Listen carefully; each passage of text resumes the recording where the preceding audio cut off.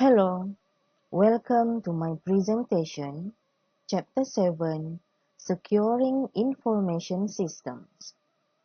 This chapter discusses the need for security to guard information systems and data as well as technologies used for secure information systems.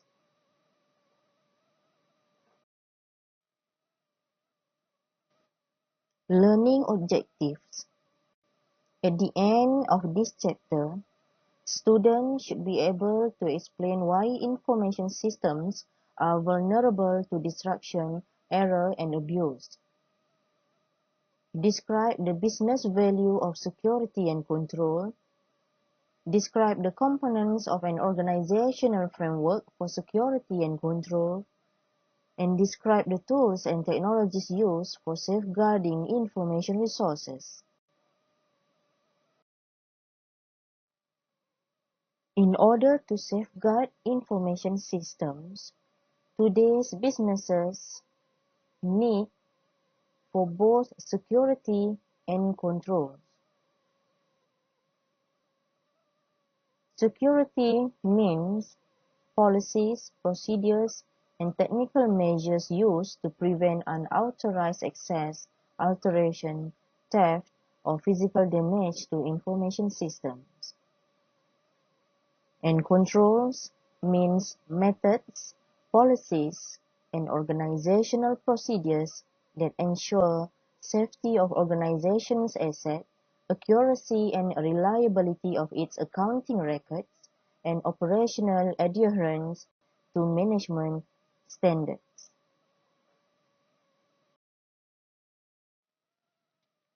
This slide discusses the main categories of threats to information systems. Note that when large amounts of data are stored digitally on computers and servers and in databases, they are vulnerable to many more kinds of threats than when they were stored in manual form on paper in folders and file cabinets. When data are available over a network, there are even more vulnerabilities. For example, vulnerable to accessibility of networks, hardware problems, software problems, disasters, use of networks or computer outside of firm control, and loss and theft of portable devices. This graphic illustrates the types of threats to system security and the points over the network at which these threats are prevalent. Some problems occur at the client computer, others through the network lines, corporate servers, or in corporate hardware and software. This slide discusses the types of threats that large public networks, such as the Internet, face because they are open to virtually anyone. Note that Internet is so huge that when abuses do occur, they can have an enormously widespread impact. And when the Internet becomes part of the corporate network, the organization's information systems are even more vulnerable to actions from outsiders. This slide discusses security threats related to wireless networks. Local area networks, or LANs, using the 802.11 standard can be easily penetrated by outsiders armed with laptops, wireless cards, external antenna, and hacking software. Hackers use these tools to detect unprotected networks, monitor network traffic, and in some cases, gain access to the Internet or to corporate networks. Note that there are stronger encryption and authentication systems available for wireless networks, but users must install them. Many Wi-Fi routers ship today with pre-installed security protection. This graphic illustrates why wireless networks are vulnerable. The service set identifiers, or SSIDs, identifying the access points in a Wi-Fi network are broadcast multiple times, which, as illustrated by the orange sphere, and can be picked up fairly easily by intruders' sniffer program. This slide identifies the various types of malware that threaten information systems and computers. Do you have ever had a problem with a virus? Do you know how they got infected?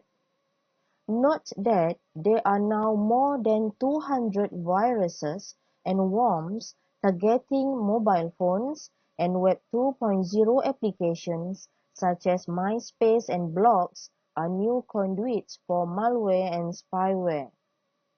Malware is a serious problem. Over the past decade, worms and viruses has caused billions of dollars of damage to corporate networks, immune systems, and data. This slide continues the discussion of types of malware on the previous slide. Note that SQL injection attacks are the largest malware threat. Do you know why? Because these attacks enable hackers access to underlying databases that support web applications such as sales of products and services, e-commerce, financial data, and other classified information. In other words, the database is where the information is located. SQL databases have little or no built-in security once a hacker gets beyond the entrance point to a corporate network. Spyware is software that aims to gather information about a person or organization without their knowledge. Spyware may send such information to another entity without the consumer's consent, or that asserts control over a device without the consumer's knowledge. Spyware is mostly used for the purposes of tracking and storing Internet users' movements on the web and serving up pop-up advertisements to Internet users. Whenever spyware is used for malicious purposes, its presence is typically hidden from the user and can be difficult to detect. Some spyware, such as keyloggers, may be installed by the owner of a shared, corporate, or public computer intentionally in order to monitor users. This slide looks at the people who commit computer crime and at the various types of computer crime. Do you know the difference between hackers and crackers? Have any of you been the victim of computer crime or invasion of privacy?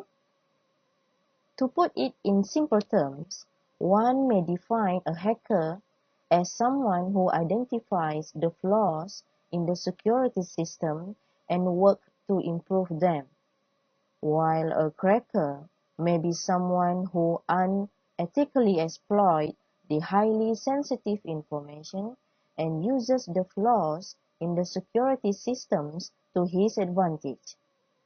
The crackers usually breach the Internet security and without paying royalties gain the access to various software. The hackers, on the other hand, are the Internet security experts who may even be hired for locating and identifying the loopholes in the Internet security systems and fix these loopholes and flaws.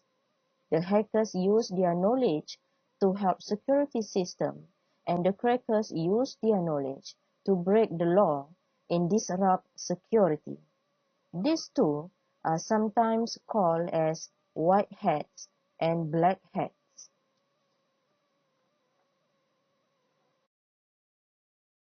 This slide continues the discussion of different types of computer crimes. Do you know what the ultimate purpose of spoofing and sniffing are? Spoofing refers to actively introducing network traffic pretending to be someone else. For example, spoofing is sending a command to computer A pretending to be computer B. It is typically used in a scenario where you generate network packets that say they originated by computer B while they really originated by computer C. Spoofing in an email context means sending an email pretending to be someone else. Sniffing refers to listening to a conversation.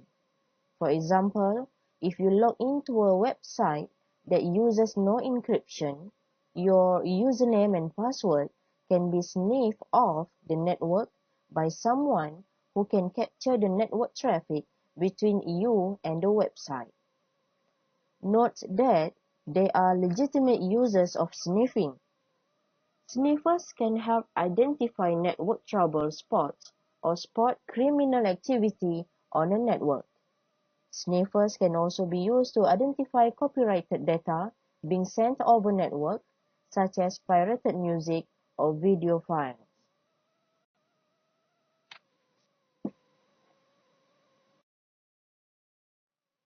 Denial of service attacks, or DOS, is a security event that occurs when an attacker flooding server with thousands of false requests to crash the network. What is the result of a DOS attack? The example is the Gram botnet, which was responsible for 18% of worldwide spam traffic in about 18 billion messages a day, until it was shut down on July 19, 2012. Bots and botnets are an extremely serious threat because they can be used to launch very large attacks using many different techniques. This slide looks at the legal definition of computer crime and the two main classes of computer crime. Computer crime can be defined as any violations of criminal law that involves a knowledge of computer technology for their perpetration, investigation, or prosecution. The text lists a variety of other examples for computers as targets and as instruments of crime. According to the Ponemon Institute, the median annual cost of cybercrime for organizations in their study was $5.9 million. However, many companies are reluctant to report computer crimes. Why? What are the most economically damaging types of computer crime? Which is DOS, introducing viruses, theft of services, or disruption of computer systems.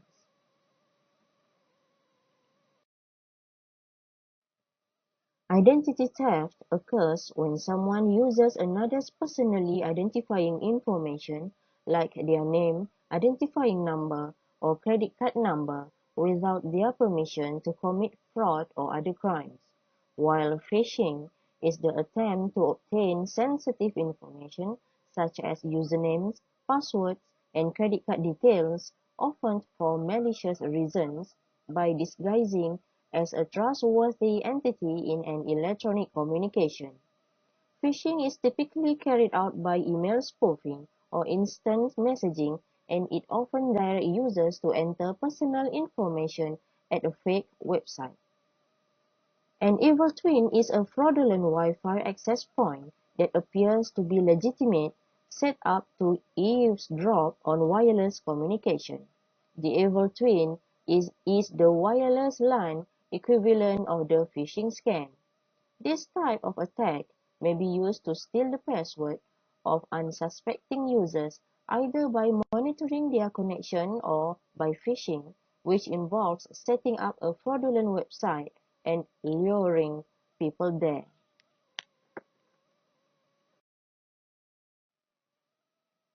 Farming is a scamming practice in which malicious code is installed on a personal computer or server, misdirecting users to fraudulent websites without their knowledge or consent.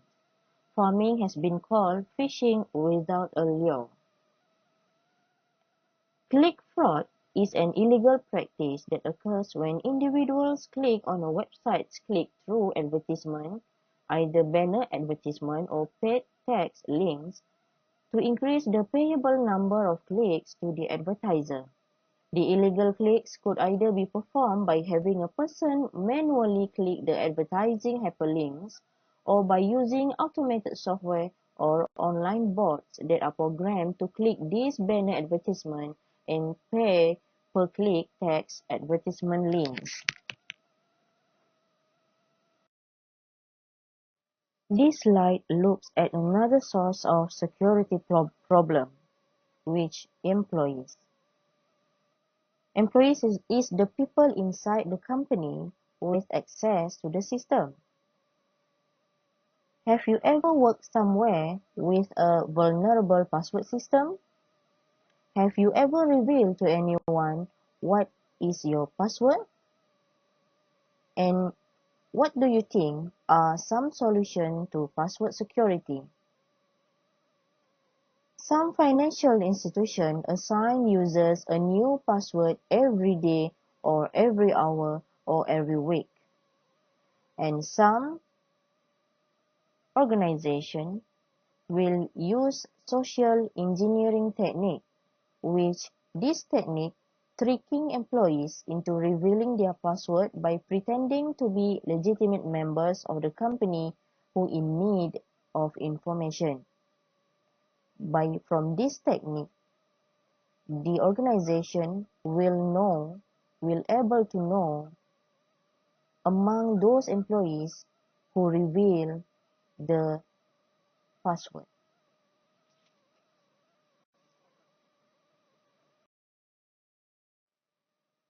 These slides look at security and other vulnerabilities caused by software errors that open networks to intruders. The text cites the example of a database-related software error that prevented millions of JP Morgan Chase retail and small business customers from accessing their online bank accounts for 2 days in September 2010. The text also gives the example of Microsoft Service Pack upgrades to its operating system software. Service Pack 1 for the Vista included security enhancements to counter malware and hackers.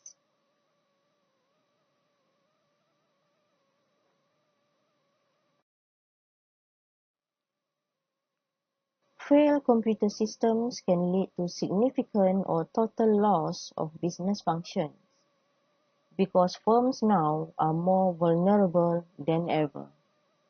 For example, the confidentiality, personal and financial data, trade secrets, new products and strategies. A security breach may cut into a firm's market value almost immediately. Inadequate security and controls also bring forth issues of liability. For example, BJ's Wholesale Club, which was sued by the US Federal Trade Commission for allowing hackers to access its systems and steal credit and debit card data for fraudulent purchase. This slide continues the look at the business value of security and control, examining the legal requirements for electronic records management. Note that the Sarbanes-Oxley Act was designed to protect investors after the scandals of Enron, WorldCom, and other public companies. Sarbanes-Oxley is fundamentally about ensuring that internal controls are in place to govern the creation and documentation of information in financial statements. Because managing this data involves information systems must implement controls to make sure this information is accurate and to enforce integrity, confidentiality, and accuracy.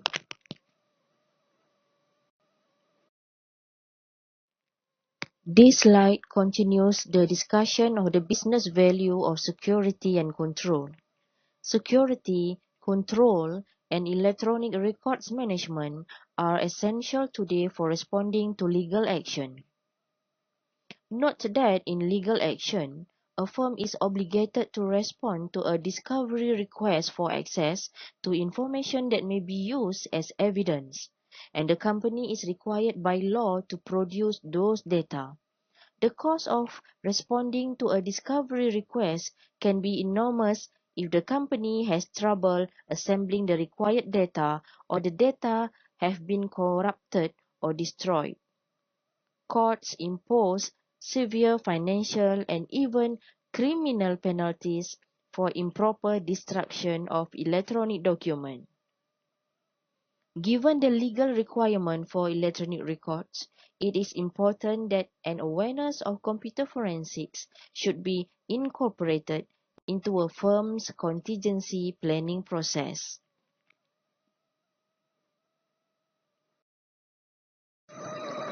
This slide lists the different categories of general control.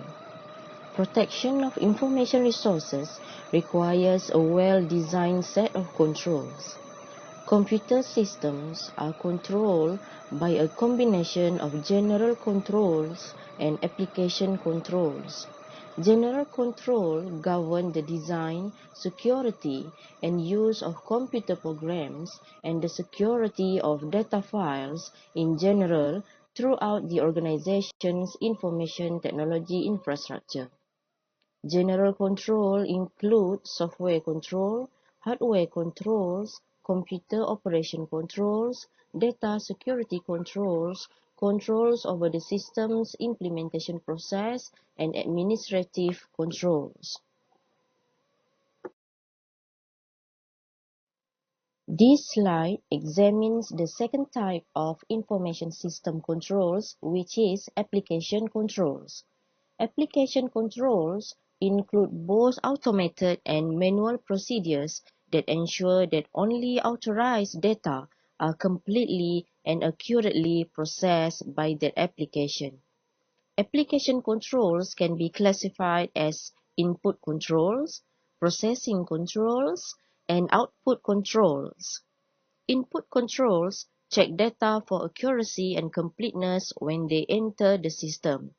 There are specific input controls for input authorization, data conversion, data editing, and error handling. Processing controls establish that data are complete and accurate during updating.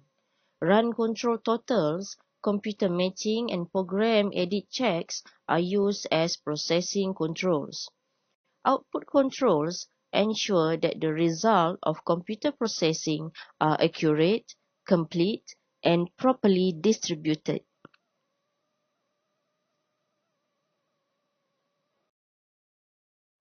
This slide looks at another important factor in establishing an appropriate framework for security and control, which is risk assessment. Although not all risks can be anticipated and measured, most businesses should be able to identify many of the risks they face. The table illustrates sample results of a risk assessment for an online order processing system that processes 30,000 orders per day.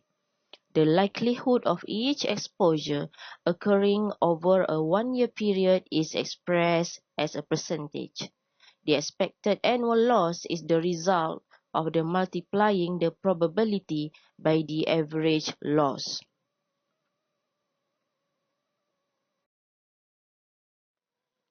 This slide looks at the need for a firm to establish a security policy for protecting a company's assets, as well as other company policies that security policy drives and how information systems support this.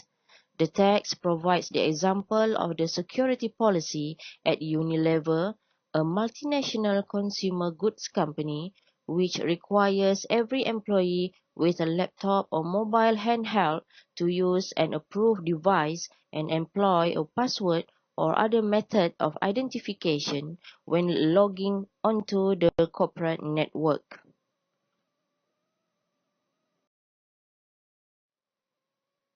This slide looks at the area of security policy involved in managing identities of system users.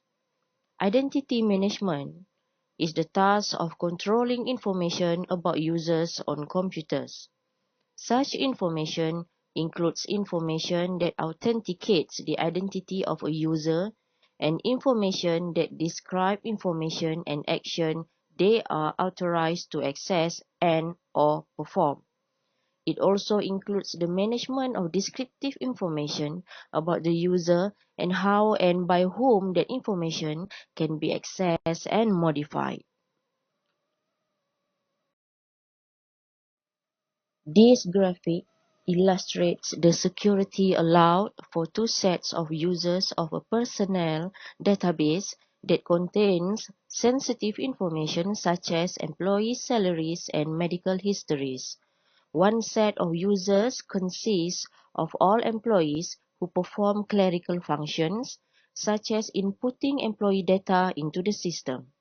All individuals with this type of profile can update the system but can neither read nor update sensitive fields such as salary, medical history, or earning data. Another profile applies to a divisional manager who cannot update the system but who can read all employee data fields for his or her division, including medical history and salary. These security profiles are based on access rules supplied by business groups in the firm.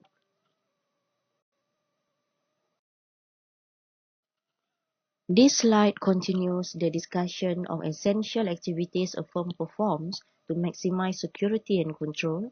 Here looking at planning for activities should a disaster occur, such as a flood, earthquake, or power outage.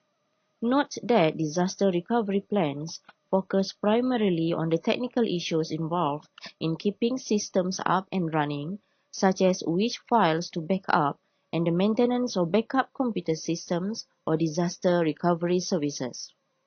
For example, Mastercard Company, which maintains a duplicate computer center in Kansas City, Missouri, to serve as an emergency backup to its primary computer center in St. Louis. This slide looks at the technologies used for identifying and authenticating users. Passwords are traditional methods for authentication, and newer methods include tokens, smart cards, and biometric authentication. Security tokens are physical devices used to gain access to an electronically restricted resource.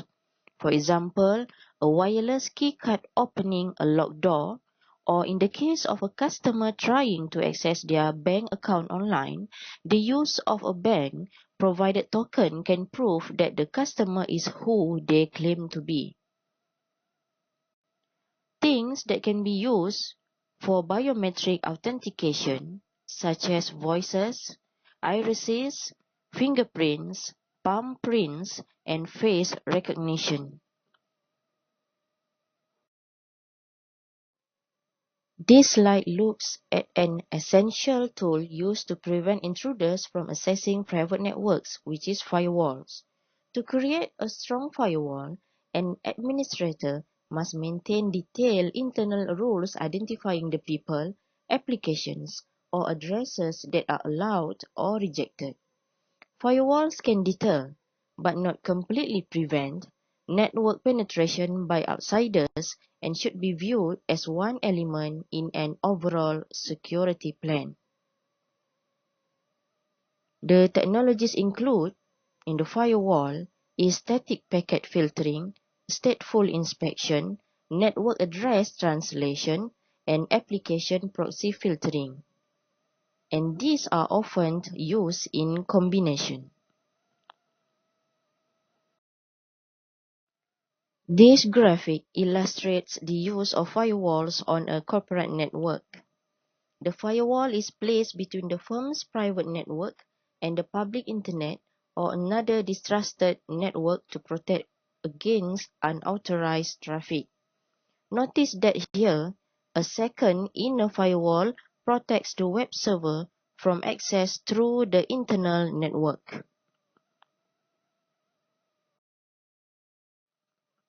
This slide looks at additional tools to prevent unwanted intruders and software from accessing the network, such as intrusion detection systems, antivirus and anti-spyware software, and unified threat management systems. Intrusion detection systems monitors hotspots on corporate networks to detect and deter intruders. And antivirus and anti-spyware software will check computers for presence of malware and can often eliminate it as well. For antivirus and anti-spyware software, it requires continual updating. Do you know why these tools require continual updating?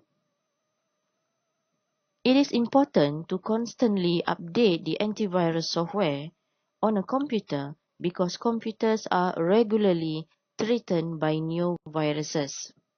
The antivirus updates contain the latest files needed to combat new viruses and protect your computer.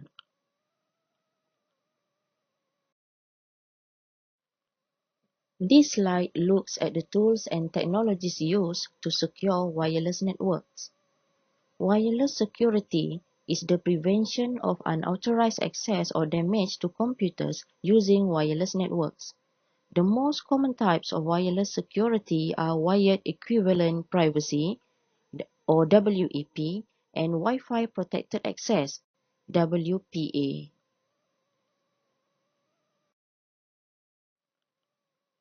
This slide introduces the use of encryption to ensure that data traveling along networks cannot be read by unauthorized users.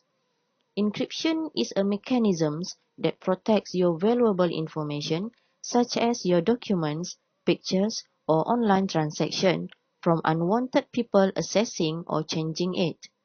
Encryption works by using a mathematical formula called a cipher and a key to convert readable data, which is plain text, into a form that others cannot understand, into a ciphertext. Two methods for encryption on networks. Number one, secure sockets layer and successor transport layer security.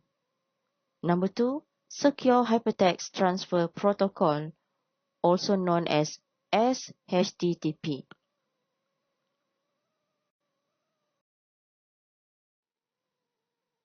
This slide discusses two methods of encryption, which are symmetric key encryption and public key encryption. Can you explain the difference between symmetric key encryption and public key encryption? In symmetric key encryption, the sender and receiver establish a secure internet session by creating a single encryption key and sending it to the receiver, so both the sender and receiver share the same key. Meanwhile, public key encryption uses two keys, one shared or public and one totally private. The keys are mathematically related so that data encrypted with one key can be decrypted using only the other key. To send and receive messages, communicators first create separate pairs of private and public keys. The public key is kept in a directory and the private key must be kept secret. The sender encrypts a message with the recipient's public key. On receiving the message, the recipient uses his or her private key to decrypt it.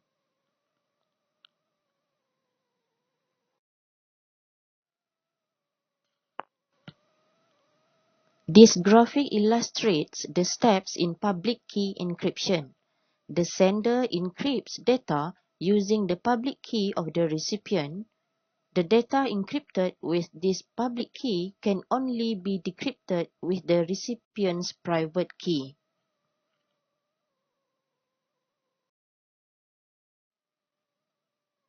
This slide looks at the use of digital certificate as a tool to help protect online transactions. Digital certificates are used in conjunction with public key encryption to validate the identities of two parties in a transaction before data is exchanged.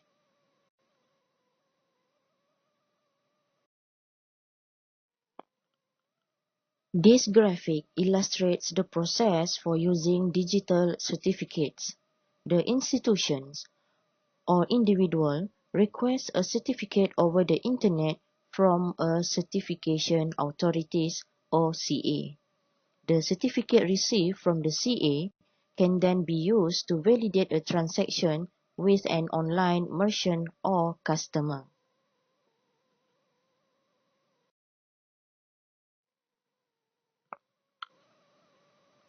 Last but not least, to protect firms' assets are not just physical computing hardware, but include the information stored on computers and networks. Years of critical personal information and sensitive documents can be lost or destroyed without a plan for securing them and a good backup and recovery plan. Thank you all.